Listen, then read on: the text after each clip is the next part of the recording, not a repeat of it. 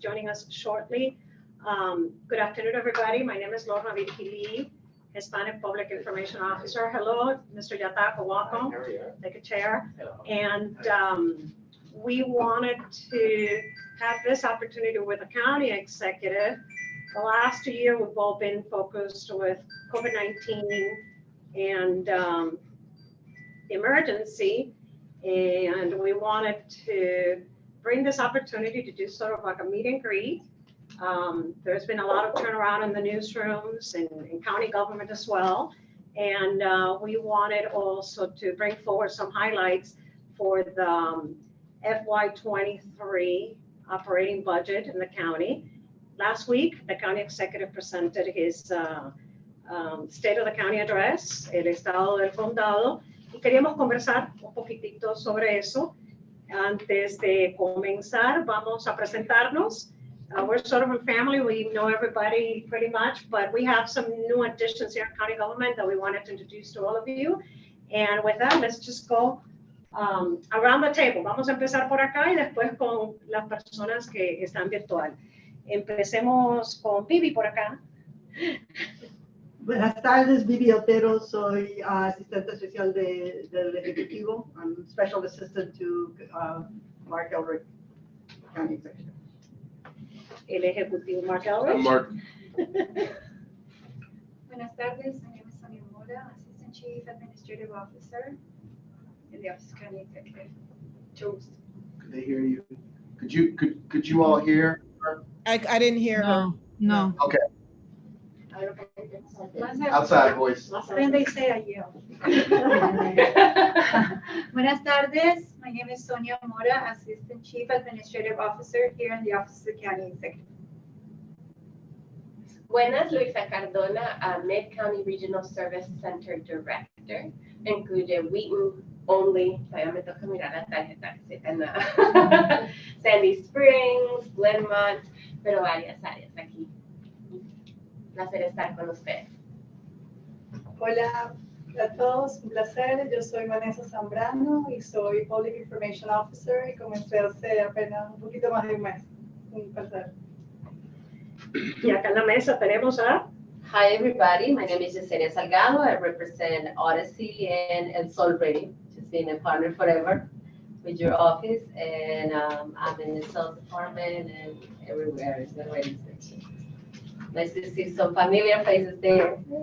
Hello everyone, I'm Johnny Yatako with the Washington Hispanic. It's a weekly Hispanic newspaper, and we're located here in Montgomery. Now to you guys on the virtual. Let's start on the upper left with you, Lillian Mas. Hola everyone, Lillian Masks with Telemundo. Debajo de Lillian vemos a Alejandro. Tienes que hacer el on mute, Alejandro. On mute. You're on mute. I am Alejandro Carrasco, president of Radio America, host of the longest running Hispanic radio show, 35 years on the air. How's everybody doing? All right. Ahí debajo de Alejandro vemos a Sara. Sara, buenas tardes. Hi, good afternoon, everyone. My name is Sarah Suarez, News Director of Univision Washington. Nice seeing you virtually. Bien, ahí vemos a Zulema. Hi everybody, my name is Zulema Tijero from El Tiempo Latino, and I just celebrated 31 years with El Tiempo Latino a couple of weeks ago. Wow. Vemos también a Carmen.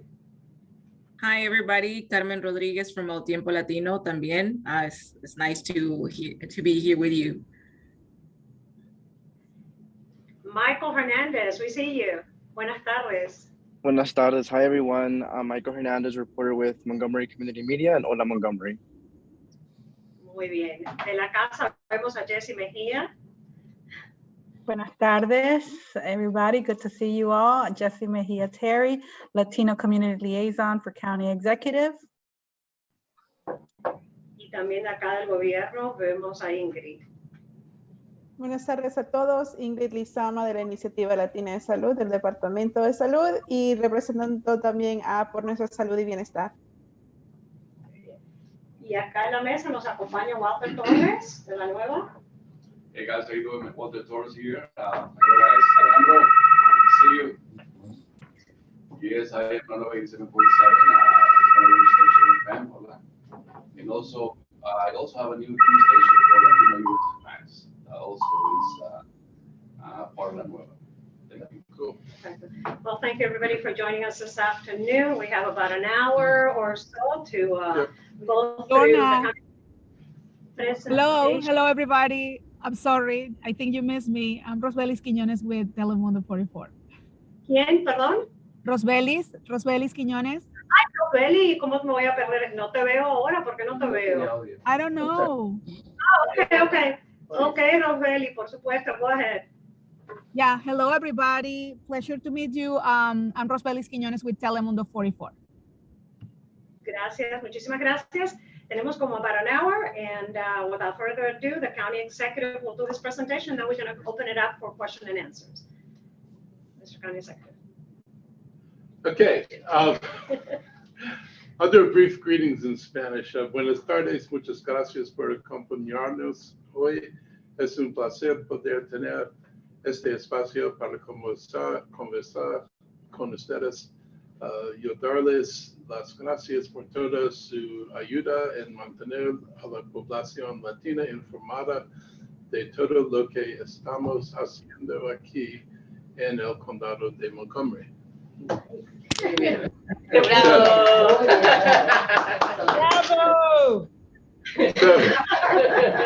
So I can speak a little, but I have a hard time putting things in proper tenses. Next interviews are gonna be in Spanish. Just FYI. Yes. I try to make sure I can answer in English because I want to make sure that whatever I say comes out right. And somebody wants to accuse me of speaking the King's Spanish, which I realized was an insult. So I just want to thank you all for joining us today, and I want to thank you for collaborating and distributing information into the community. During the worst of COVID, the media was absolutely essential in getting information across to folks in the Latino community. And I got to say that any government, but county government's not immune for this. We deal with trust issues in the community when many people, particularly who came from Central America, telling you we're here from the government doesn't exactly necessarily bring warm, fuzzy feelings and the level of comfort. And, we realized and did this and really doubled down on this during the pandemic on the importance of using authentic voices who come from the community to communicate messages because they are more trusted than some of our voices. And we really needed the trust. I'm fortunate to come into this office after Ike Leggett, who put a lot of effort into making Montgomery County more of a welcoming place. People had talked about it. Ike was very serious about the work he did to engage people in the community, and particularly the Latino community. And we've continued to try to do that work.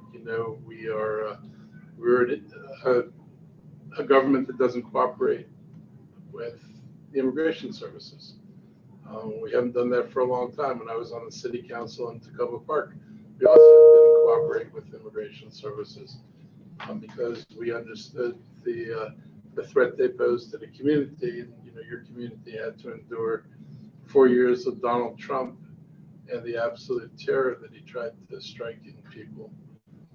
So I feel like this county's been very upfront about making sure people are protected here, making sure that, and this was important during COVID, making sure that if you filled out a form, that the residents had confidence that form would not wind up in the federal government's hands, that your information would remain secure and they wouldn't be able to know who was getting tested or who was getting vaccinated or who got assistance. Our own assistance programs, unless they were limited by the federal government, went to everybody without regard citizenship status. We were not interested in that. If you live here and you're dealing with all the problems that come with COVID, whether it's COVID itself or loss of employment, we wanted to make sure that people got the supports they needed to be able to survive and stay in the county.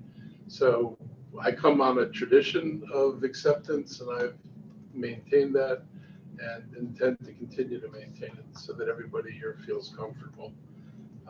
According to the 2020 census, Latino population has increased by 31% since 2010, and there are about 20.5% of the county's population is Latino. That is trailed closely by the African American community, and then a little behind that is the Asian community. But if you add all three together, it's pretty close to 60% of the population of the county. And the white population is down to about 42% or so. I'll talk a little bit about the highlights in the budget.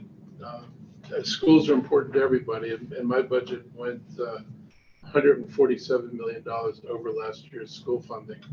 The schools have a real need, particularly because of COVID, to make up for the learning loss. And we made sure the schools would have the kind of funds they need to address learning loss. We also supported their ability to pay for their teachers, because their ability to attract teachers and attract the best teachers depends on our ability to have competitive pay. And so we made sure they were in a better position to do that. And we funded 99% of everything the school board needed in terms of students and services. In the health area, we've put $5.6 million into hubs. And just so you know what the hubs were, during the pandemic, there was first one hub that sprung up in Germantown, and they helped provide food, clothing, and then eventually sites for testing and sites for vaccinations, so that we could reach out into the community. And after that hub, other hubs started springing up, and we recognized that all the hubs actually put us in deeper contact with the community than the government ever could have done by itself. So since then, I've actually kept them in my budget. I put them in last year, and I kept them in this year to make sure that we have funding to have this more extended outreach in the community. And also means more decisions get to be made by people in the community about how we spend money to help them. And that's the big change for us, to move away from the government directing everything. We put $5.5 million into programming to support newly arriving migrant populations and asylum-seeking children. And this is even becoming more complicated now that we're dealing first with Afghan refugees and now with refugees in the Ukraine. But this is what Montgomery County does. We're here to help, and we're going to continue to do that. We significantly increased funding for our health initiatives. We basically gave the health initiatives a 100% increase over where they were last year. We want to make sure they can continue to do the work they're doing.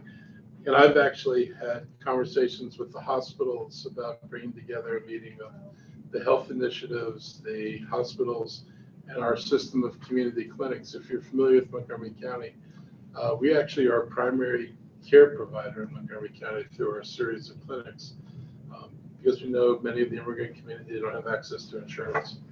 And so we've stood up our own clinic system to help provide health care to people who don't have access to insurance. And that was a big program for us. And we're going to, all those programs will continue, as well as using the health initiatives to expand their own programs. We're going to create a $2.6 million guaranteed income pilot program. This will guarantee people a certain amount of money every month. And we're going to see how it works. There are a couple of other pilots going on around the country, and we're hopeful that this is a more efficient way of delivering services to people. I think when I deliver services, I not only have the cost of the service, but I've got the labor that I have to pay for internally. And maybe it's less expensive to give people the financial means to get the things they need, rather than to have the government provide the things, but also do it through a government administered system. So we're going to experiment and see how this works out. And if it works out well for people, we'd expand it. We created an Office of Food Resilience, which enhanced grant funding for food assistance programs and $4 million to provide food directly to individuals. We put out 41 million pounds of food during the pandemic and served 21 million meals. And a lot of that was done in conjunction with the nonprofits. A lot of it was done in conjunction with the school staff. When they were closed, the folks who worked in the school buildings and the cafeteria continued to put out meals during the day, so that the children who often depend on schools for breakfast and lunch could continue to get food brought into their homes. So we were pretty successful in doing that. We've put 2 million more into additional rapid housing slots for people who become homeless, and $3 million more for rental assistance. And this year, I think we're on track probably to provide close to $100 million in rental assistance through COVID. And it's going to people primarily who are at 50% of area median income, which amounts to about people with incomes below $50,000. And we targeted the monies we got from the feds because we didn't have enough for everybody. So we targeted on the people who were most hard hit by all this. And we've got $600,000 for comprehensive health services for folks who are in our homeless shelters. And we actually opened the new homeless shelter in the middle of the pandemic. We opened the 200-bed homeless shelter in Rockville that enables us to have about enough beds in Montgomery County for the homeless population that is willing to come inside. There are still some people who, no matter what we do, will not come inside. But we're able to provide services for those who are willing to come inside. Our ride-on service and caller ride are still going strong. We're proposing $1 fare. The council might make it free. Our idea is to actually just use anybody who gets services and make it free for them. But if people can afford to pay, I think we ought to be collecting money for people like me riding the ride-on bus. There's no reason for me to ride for free. For people who are struggling to make it in Montgomery County, there's reason to ride for free. So hopefully we'll come up with a tailored program. We've increased our library fund. We've increased recreation funding. We opened a new recreation center in South Silver Spring. It's a recreation center, an aquatic center. And we've got programs for adults. We gave a 6% inflationary adjustment to all of the nonprofits we work with and all the ones who, whether they're on the grant program or whether they're in the base budget. We funded 45 programs previously through the community grants, and we've put them into the base budget of the county, which means instead of coming and asking for money, they become part of our ongoing planning, as that's going to be now a local expenditure for the county. And we put out $8.2 million in community grants to the community. We know that the Latino population is the most heavily vaccinated population in the county, which is rather remarkable, in the country probably, and most heavily vaccinated in our county. And where we really need your help is getting people to get their booster doses. People are used to thinking that you get a flu vaccine once a year, and so these folks already had 2 shots. Those first 2 shots will not last a year, and so it is critical that we inform people you've got to come in and get your booster shot. Otherwise, you may not get a mild case of COVID. You may get the COVID that you don't want. And COVID already is beginning to become more infectious. We know it's infecting people who were boosted, but we do know that people who were boosted who got infected had very mild cases. If you're not boosted and you get infected, your cases can get more severe. And as the protection from the vaccine goes down, which it does over time, it can be really severe. So we really need your help in getting the community to understand to come in and please get their booster shots. The booster shots are free. It's just like everything else we were doing around that you can come in and get them for free. But we want people to get them because it's the way you're going to be safer and it makes your community safer. I know you often live in the most crowded apartments and communities in Montgomery County. So any outbreaks in the community can have real serious consequences for everybody in the community. So there's a doubly important reason for folks to get vaccinated because you not only protect yourself, but you're going to protect everybody else around you. I think I was going to say 32% of our rental assistance funds went to our Latino residents, and the county awarded $55 million toward Hispanic American businesses. Hispanic American owned businesses are consistently thriving in two categories: construction and non-professional services. We find fewer Hispanic businesses in some of the professional fields. But that's true. There are some groups that you don't find in construction at all, but are more prevalent in the professional fields. But we have a policy of making sure we prioritize local small businesses. We give bonus points for small businesses when you're competing for a contract, and we will actually award a contract to a local small business that's above the low bid, assuming the bid is as good as the other bids. We will actually pay a premium for local businesses because we realize that money stays in the community. That makes the community stronger. So that's kind of like my basic overview of this. As Jessie Mejia is on this call, she can give you information about us whenever you need it. Jessie is truly in my administration, but Jessie first worked for me when I was a council member. And she went about 1.5 years, and then she went off to somebody's presidential campaign. But she got back to Montgomery County, and here she is again. And I was really happy when she came back. I know the quality of work she does, and it's really happy to have her here. So thank you. So if you guys want to talk about stuff, I'm happy to talk. There we go. Thank you, Mr. County Executive. Let's open it up for the Q&A portion. Before we continue, I forgot to introduce my boss, Barry Hudson, who is the Director of the Office of Public Information. He's in the corner over there. And also for public information, back here is Scott Peterson.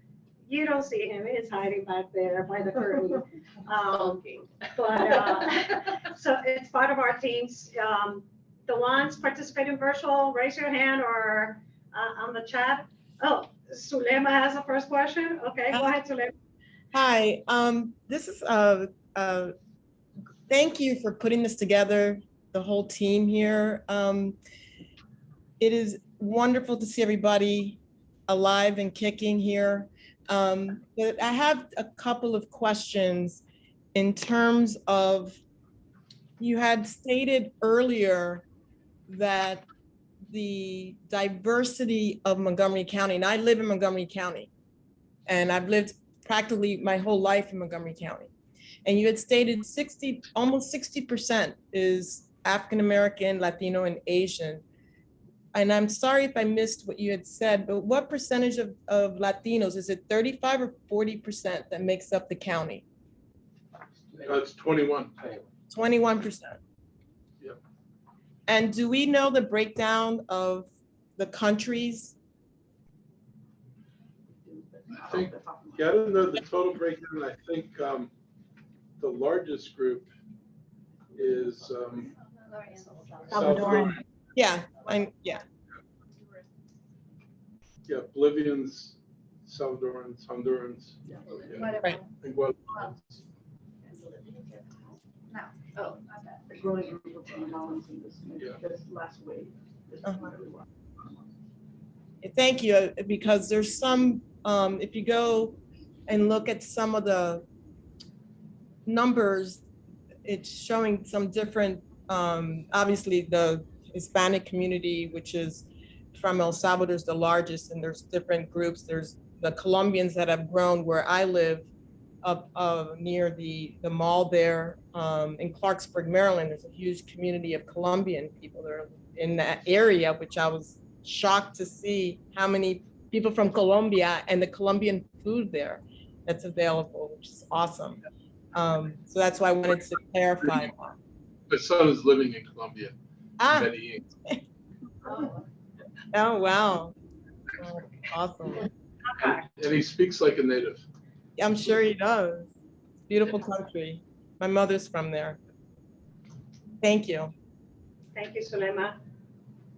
Any other questions from here? I have a quick question. Along those lines, you mentioned that 20% of the Hispanic population in Montgomery County, and 20% of the population in Montgomery County is Hispanic. Do you have any data, the percentage of Hispanics in Montgomery County government? Inside of the- Inside the Montgomery, the government. Human Montgomery employees. County employees. What should that number? The reason why I'm asking that is because I think it's important that the demographics of the county, the employment of the county reflect, the percentage of the Hispanic population. That's an issue that always comes up, even in Washington, D.C., in Virginia.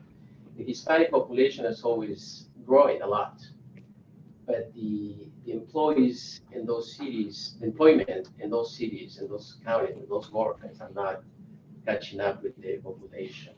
And, the typical answer is always, oh, we don't find qualified Hispanics to fill out those positions. So I don't know exactly, I don't know the composition of the Montgomery County, so I don't know. I think there is an aspect of truth in that, because, we get a lot of immigrants who had no education when they came here, and went through Montgomery County Public Schools, often late, and did not graduate with the kind of skills that were going to get them into college or anything that would advance them. And this has been true pretty much for every immigrant group. It's been true for women. When women were kept out of the workforce when they start entering, it takes a while before you come in at the entry level and wind up at higher levels in government. But we find qualified Hispanics, and we've been able to hire them, and we continue, broadly across different groups. That we're going to continue to do that. We're not allowed to have strict quotas, and I'm not. I find myself unable to ask somebody even their religion. We've had people say, "What's your diversity in religion?" I have no idea. For example, I can't ask you what your religion is. So we are conscious of the need to change it. And I think if you look at some of the people that we have in my administration, you'll see, pretty substantial presence. Hi, may I add a little bit? So thank you for asking the question. Yes, it's been noted that we have that deficiency. Tomorrow I'm meeting with Mark to let you know we're beginning a pilot program with the Office of Human Resources to begin to find ways of how we can best recruit and retain our workforce to reflect, because definitely, yeah, I think it's it does important. mirror. So we are beginning to do that. Had not remarked on that. So Now we know. this is good. All right. But now he knows, and we're going to start with small pilots. But we have done some work, and also we do have a significant number of Latinos that are with less education than the general population. But we have the most educated Latino population in the country lives here in Montgomery County. Many are foreign born and foreign trained. We have in HHS our Welcome Back Center, which is a center that helps internationally trained health professionals, Latinos and other immigrants, to reintegrate into the health workforce. Not completely within the county government, but also with our regional hospitals and others. So we have been paying attention to that, and I am so happy that we started to do work with our Office of Human Resources. So we'll have more information as we develop. The other thing is, I wanted to follow what Hogan did and bag the college requirements for as many positions as possible, because there are a whole bunch of jobs that people do not need college qualifications for. It's left over from when I was younger, and everybody's getting a degree, so it became a sorting thing. If you had a BA, you could get hired. If you didn't have a BA, you didn't get hired. But it didn't necessarily mean that you had any particular skills. I was a history major. I cannot think of a single job of being a history major is useful, even though I would have had a degree and I could say, hey, I've got a bachelor's. So we need to relook at our jobs and change our qualifications to match what we really need. And I think that will open more opportunities for people who don't have as much education. Right. And I just want to add to that, as someone who's new to Montgomery County government, I worked in Atlanta government for many years, that there is a very big difference in Montgomery County that Latinos are in leadership. Like, we're sitting at this table not just because you guys are here, that we are always included, that Mark is always available, that we are all consulted in senior leadership decisions, and you really see the impact. You see the difference in the services that we can provide, the response that we can give to the community, because there are a lot of Latinos in leadership here, and it's incredible to see and be a part of. And also to mention that there is a pay increase for language ability that the county offers. It's great news. Yeah. One quick question. You mentioned a program, $2.6 million is a pilot program. Yeah. Can you talk a little bit more about that? Who will be getting that? So it's a pilot, so it's going to be a small group of, how many people? 300. About 300 300 families. families? $800 a month. So they would get $800 a month each. And Who gets that money? well, it'll be, Qualifies? there's going to be a lottery, because we have far more than, a few hundred families who need this. But we want to see what happens. People are experimenting with what they call guaranteed basic income or guaranteed income. We want to see what happens if we give people money. There's a real distrust politically that if you give people money, they're just going to spend it on crazy stuff.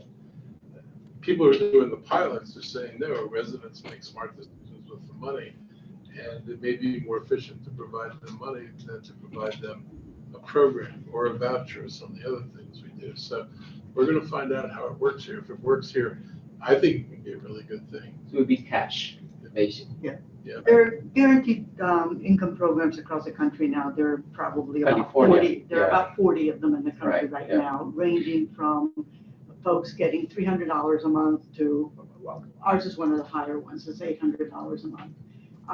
And so HHS is partnering with, I believe, the Collaboration Council is who they're partnering with. And so there'll be a collaboration council, because it makes sense to partner on the nonprofit end. That's one of the models that we've seen across the country works. And they will then select the families with the serious criteria, right. And then we'll track and follow. One of the things we were concerned about was making sure that folks didn't lose their other benefits because their income goes up. The state didn't accept that, but at the local level, we will. I mean, so any benefits that they get locally will not be impacted by this funding.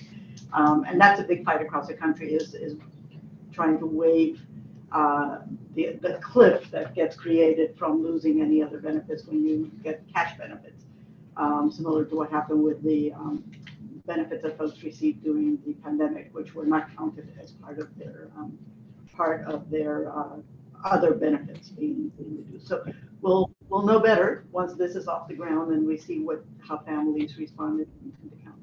Thank you. I see Alejandro raise his hand, and Candy Cintron from Exol Radio also sent me a message that she had a question. Let's go to Candy and then to you, Alejandro.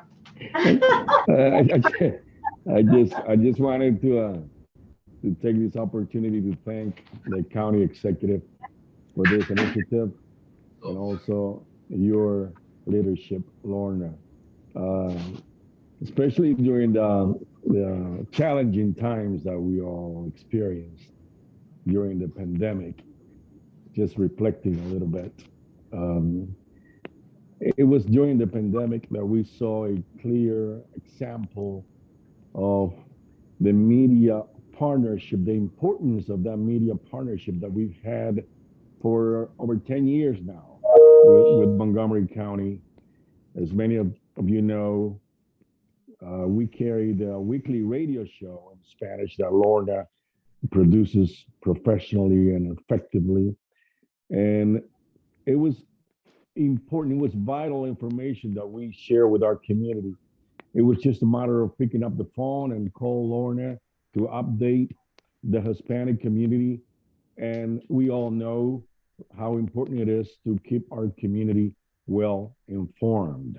We started back when the county was launching the 311 service line. You probably remember those times. Hispanics were somewhat reluctant to call the line. And after we started talking about it on the air, those numbers grew up rapidly. And when the pandemic struck, we were ready to inform since day one. Why? Because we already had the platform established, and it was just getting Lorna on the air to update information probably twice, 3 times a day. She was always ready, and we were ready to get up and running from day one. And we just wanted to thank the leadership of Mark Elrich for keeping our community informed during tough times. Thank you. Thank you.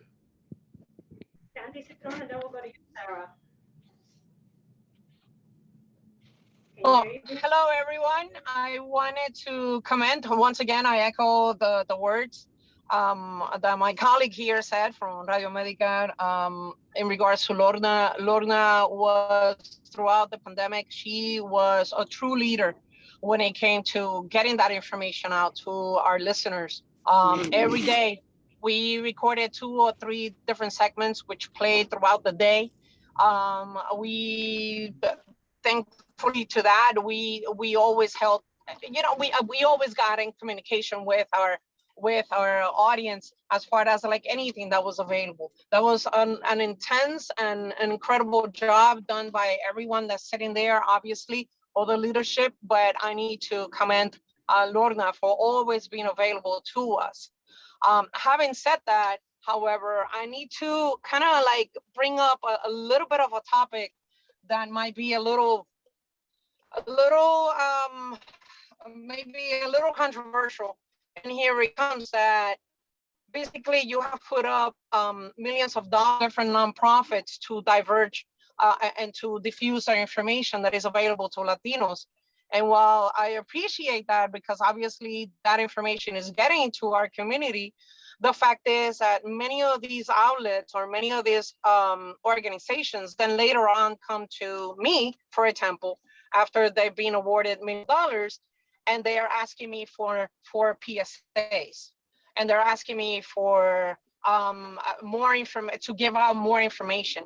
We already have a direct link with Lorna as far as having the information diffused through our airwaves. But I find it a little bit conflicting when then I have another nonprofit asking me to have the same information basically put on our airwaves when we already doing that. And not only that, but then it gets to the point in which they've been awarded millions of dollars, yet those don't seem to trickle down.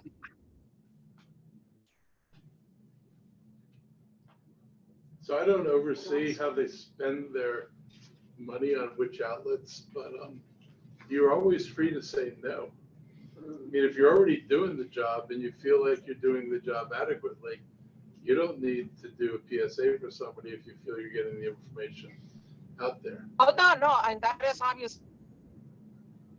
And we always serve the community, and we would always have PSAs on the air. It's just how do we basically, with all the work that we already put in forth, which was in the hundreds of thousands of dollars that we basically gave the airwave time to Lorna and to the county and to pretty much everyone, because we stopped playing music. We were just a news station basically for one given point during the pandemic. But how do we look into maybe having some of the, like if they pay somebody else to do different things, that they pay TV stations, they pay, maybe they pay different ways of Facebook, for example, to have their messaging diffused. How do we get on that, sort of on that list, on that short list of radio stations that maybe would get some money allocated to them? Do we pay anybody to put information out? When have we paid people? Do you know? Yeah, we've done so on the, we did a little bit and we're in the process of doing some now. And I think through the initiative was the Latino, African American, and the Asian. They were buying time, but I think what they're asking for is probably a more balanced approach to how we buy over the course of the year. because with the amount of information that we're putting out and probably other messages that we could do, we don't do, I think the county buys, but there's a wide buy, you know, like ABS buys and other departments are buying. So as they are beginning to buy that ad space, I think what the community is asking for is consideration for the Latino radio and television. Hispanic media. Hispanic media, thank you. To buy in those spaces as well, and to consider them. Right. Because I think we haven't done, I don't know if we've globally looked at buying that way and making sure we're buying in the communities that we're trying to touch. Right. I think that is a very important point that she's touching. We run into the same problem. We have a number of non-profit agencies that get huge grants from you, from the county. And but then they come to us wanting to, you know, disseminate or spread the word, you know, without spending a penny, basically. We understand. I mean, we are a community organization. We are a community newspaper, so we collaborate. We collaborate with Lorna. We collaborate with everyone here. But again, we would like to have some consideration when those budgets are being spent, especially with other entities. Like when they go to Facebook, they don't do it for free. When they go to Twitter, when they go to Instagram, they have to pay there. And when they go to radio stations, you know, Americans radio stations, they have to pay. So, you know, we just want some consideration, maybe for the future. I don't know if it could be a requirement if you give $100,000 to an organization, and maybe a percentage of that money could go to outreach, you know, advertising campaign. I don't know, you call it. We could look at how they write the grants, because if they tell us they're going to do outreach, right, and I'm giving them money, I'm kind of assuming part of my money is right, going to outreach. If it's not, and they're asking for free outreach, right, that's happened a lot. An issue. Let me check. That's happening a lot. Let's take a question from Sarah there, and then we'll come to you, Walter. Sarah, I see your hand raised over there. Whenever you see on. Yes, hi everyone. You guys mentioned that you needed help from us in terms of the booster, right? Get the booster among Hispanics. What other topic would you think is important besides that? Besides the booster, is there any other topic that you consider of relevance right now that has to be disseminated among our community? Yeah, I think we're so focused on COVID and trying to get ourselves out of this and worried about getting dragged back into it again if people don't get boosted. That's kind of been a focus.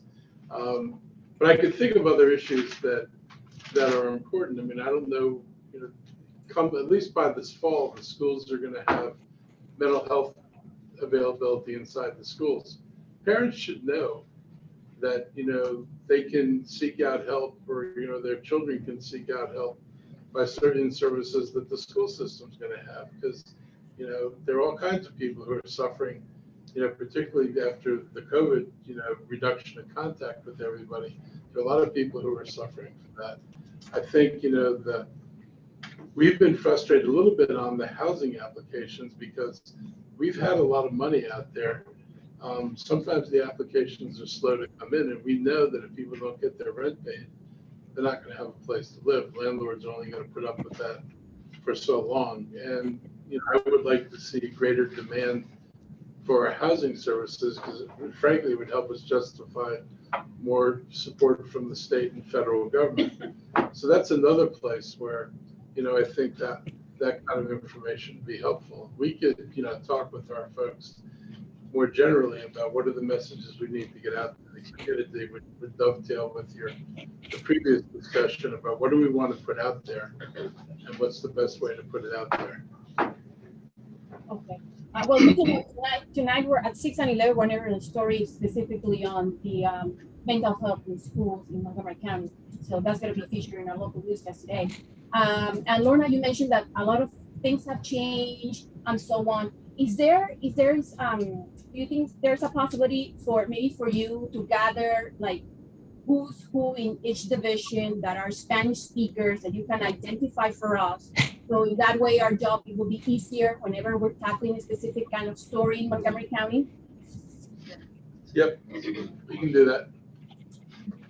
Thank you. Great. Walter, and then we'll go to you, Rose Feliz. Mark, nice to meet you, Mark. Here.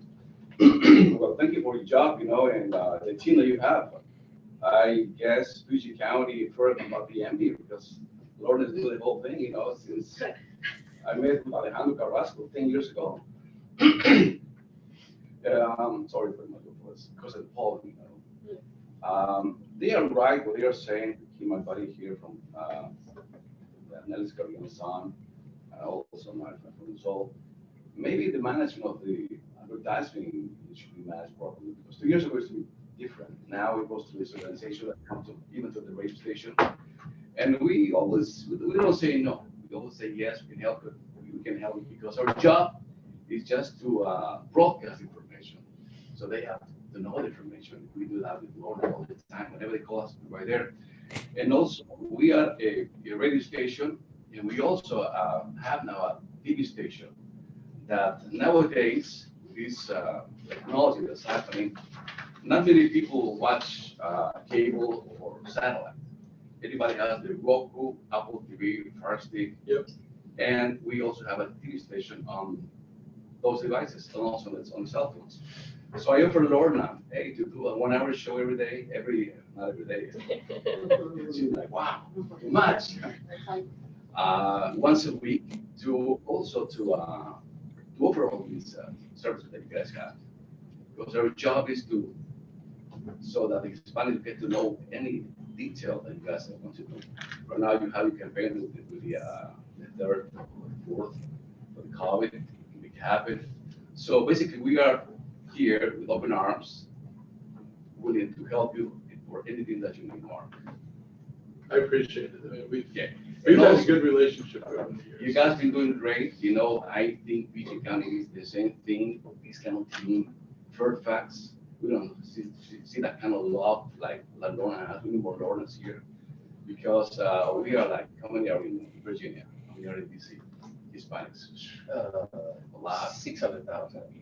Yes. But you guys are doing awesome. I'm really, really glad to meet you finally, Mark. Thank you.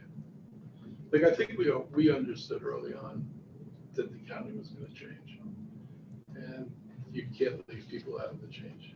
There's no way to move forward and assume everybody else would stay the same, and then these other folks would just come in here and who knows what's going to happen. It was important to integrate people. I'm a big believer you move people as quickly into society as possible, and so I have arguments with some of the conservative people I know. They're very short-sighted. They don't realize the longer people stay outside, the more dependent they are. And the sooner people are inside, you get opportunities, the less dependent they are. And trying to get that message out to people so they don't view this as a giveaway, but it's something we're doing to actually strengthen the community that's in their interest. Sometimes that's the only way people see things. That's when it's in their interest rather than in broader interests. So thank you. I think the county, I think Leggett set the county in the right direction. And we've been able to stay that way. We're doing more than we've done before. And I think you can look to us doing more than we're doing now. Rose Feliz.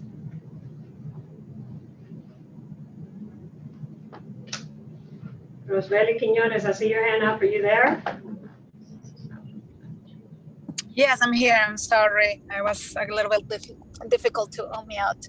I wanted to ask you about something that has been going on. We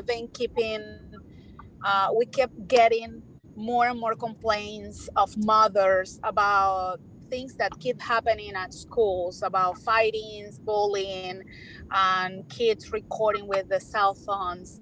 And we've been reporting on that issue for months now, and I wanted to know how can we help in a better way regarding that issue of the schools, and how we can have a better channel of communication with the schools in that matter.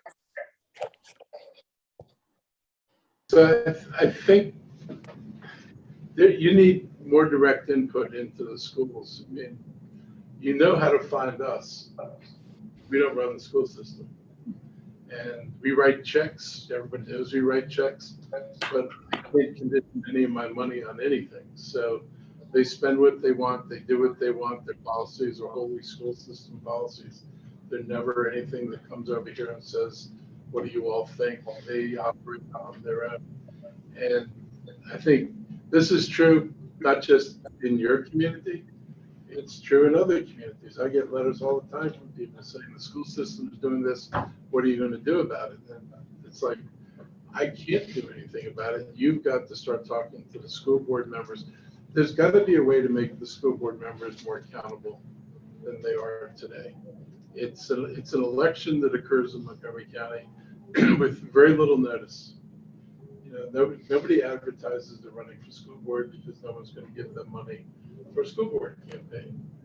And so if you don't know who's running, you don't know anything about it. This is a place where you could use your combined media power to interview school board candidates and ask hard questions of them. I mean, there are some candidates you ought to be really worried about in this election.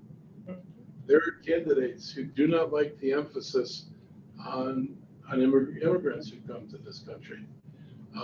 So this is your opportunity to kind of learn more about it yourselves, but then put some of these people on the spot so that your community knows who are the people that are actually going to work with them and support them and who won't.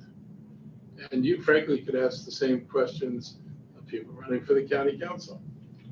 You know, how do you feel about spending money here?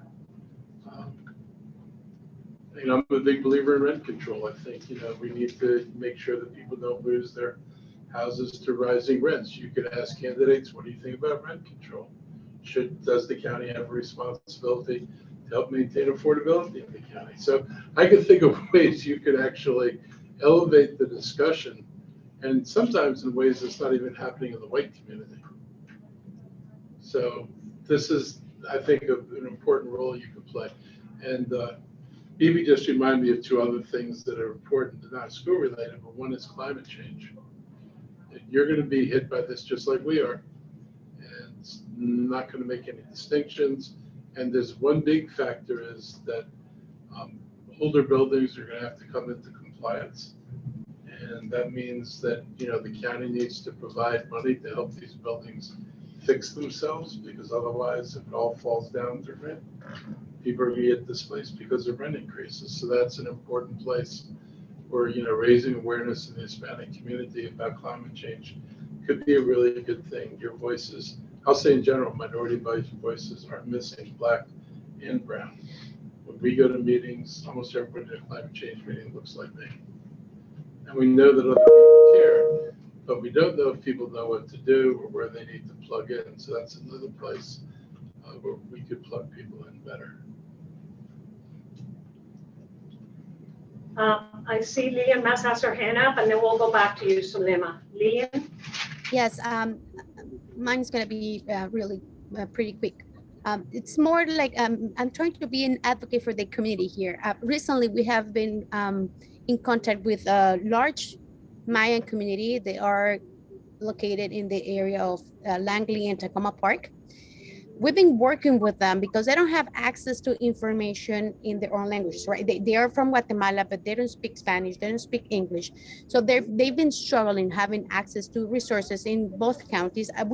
We kind of like been working with them, trying to put messages in their own language in our station, right? But like, I think this is a role that has to be mainly played by local governments, right? So I just wanted to put it there so you guys could consider including them in your interpretation services and the messages that you guys are giving to the community. Gracias. But the people here are nodding their heads and saying they're dealing with that Yeah, now. Jesse, you should call on Jesse. Jesse. Chrissy has her hand up. Go ahead, Jesse. Hey, buenas tardes. Lillian, and to answer your question, actually, the Mayan Interpretation Services, we are in the process of contracting with a Mayan language Mayan language contractor that can help us provide information to this community in several different of the Mayan languages, Ixil, Quiche, Caquiche, and Mam. But of course, looking to see what are the other needs in the community. This is going to be made available through the Bienvenidos initiative. And we are actually in those conversations right now.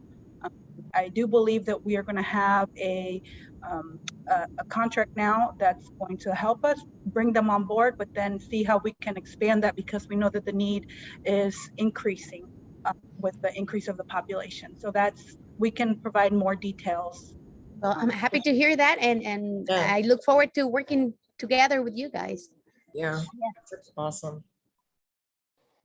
On that note, we speak every week with the General Counsel of Guatemala, and she knows some resources to interpret for those languages, for those who do not speak English or Spanish from Guatemala. So the consulate could be a good source of information. And yes, and if I may add, Alejandro, thank you. Yes, we have started working with them while we're in the process of bringing someone that's more that will be helping us more long term. Good. We have a pretty proactive group here. I think part of it but because we have folks who are connected to the community, they understand what's happening. I mean, we just didn't assemble a bunch of Spanish-speaking professionals. We've brought in people who are actually community-based and understand the issues of the community. I just want, maybe somebody can shed some light on this issue that it's somewhat troublesome. You know, Mr. Ulrich, that a large Hispanic population in the county, but it's even larger. Those kids attend in early education in the county. And I know you spoke about raising your budget, $147 million for the school system. Who can tell me what is being done to guarantee that those needs for those kids that are going to be the high schoolers in the future, the professional of the county, that those needs that they do have as an immigrant community are being attended? I'll let Bibi answer most of it, but I'll start by saying we've put more money in every year that I've been here into early childhood, because we know that if I can get the kids ready to come to school and learn, they will be okay. And I was a school teacher. I taught over at Rolling Terrace with a majority Hispanic population, mostly Central American immigrants, mostly with parents without an education. So we're not as many. No. Yes, Mrs. Otero, she's online. How are you, baby Otero? Good to see you there. Señor Carrasco, ¿cómo está? Bien, gracias. Yeah, as Marcus just said, his administration has invested a great deal in early care and education. We did a number of things. From the very beginning, was recruiting more providers that speak Spanish, that are Spanish-speaking providers that serve in our community. So we have recruited over 120 new providers. A large majority of them are Latina women who provide care in their homes. So family child care is a preference for a lot of our families. And these are folks that are licensed, that are receiving trainings, and that receive supports in order to get their license and then to run high quality programs within their homes. Those are called family child care providers. During the pandemic, we invested a significant amount of money. The federal government did, the state did, and then the county did. And I think that's unique to at the county level, so that we could ensure that providers who lost revenue because they had to be shut down because families were not bringing their children to childcare, et cetera, were able to stay afloat, so that we did not have a huge loss of providers. We have about 1,200 licensed child care providers in the county between homes and center-based care. There has been, we have had funds put in to improve quality so that they can get higher reimbursements from state scholarships. We have increased, we are the only county that has its own subsidy program. So most subsidy programs come from the state, from the federal government to the state and funnel to providers. The county has the Working Families subsidy, which is a local subsidy to subsidize childcare for low-income families. And so we supplement what the state provides. So all of these, in this current budget, there are funds to help expand childcare so that those providers who are able to and have the space to be able to expand. And we have dollars there to support, as you may know, the state has passed a blueprint for action, which includes the expansion of preschool for 4-year-olds and 3-year-olds. And so the county is supporting the child care providers who qualify to apply for those dollars so that they are able to enroll those 3 and 4-year-olds. So it's a number of different things, but the key, and I think Carrasco, what you asked, the key to this is that whatever we do is about quality and high quality. So not just quantity of spaces for children and seats for children, but that those are high quality. Thank you. Sulema, I think you had a... Yes, I thank you, Lorna. What is the county doing to address mental health? In our not enough. I think with the school program, when they're fully staffed up on school psychologists and social workers, they'll have 2 per high school. It's a start. When I was a teacher, I was in a school with 900 students. They had 1 school psychologist for 900 students. And that was clearly not adequate.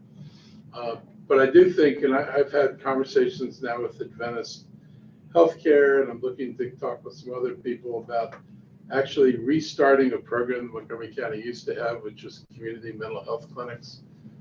They were located in innocuous looking buildings around the county, and you could go there and your parents could drag you in there. I was dragged in by my parents when I was a teenager. I was not abandoned, but I was, I had to have a weekly session as a result of it. But so did they, so I felt equal.